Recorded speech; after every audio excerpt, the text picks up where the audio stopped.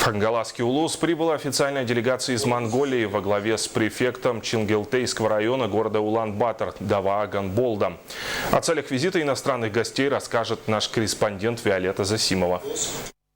Визит гостей из Монголии носит ответный характер. В июле месяце делегация Хангаласского улуса под руководством главы района Гаврила Алексеева посетила один из самых крупных и развитых районов города Улан-Батор – Чингилтейский. А по прибытии в Якутию монгольской стороны было подписано соглашение о сотрудничестве между двумя районами в области образования, спорта, культуры и так далее.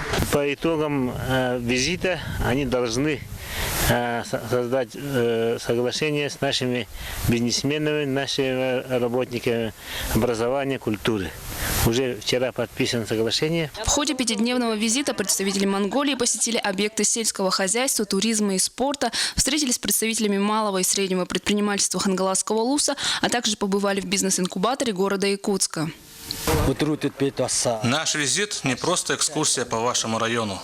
Мы приехали для обмена опытом. В какой-то степени мы чему-то научимся у вас, чему-то вы у нас.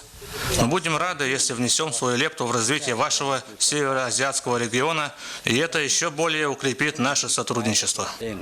В будущем монголы намереваются посетить Якутию в зимнее время года, чтобы сполна ощутить всю прелесть якутской зимы и укрепить международные отношения. Виолетта Засимова, Александр Ярков, НВК Саха, Хангаласский улус.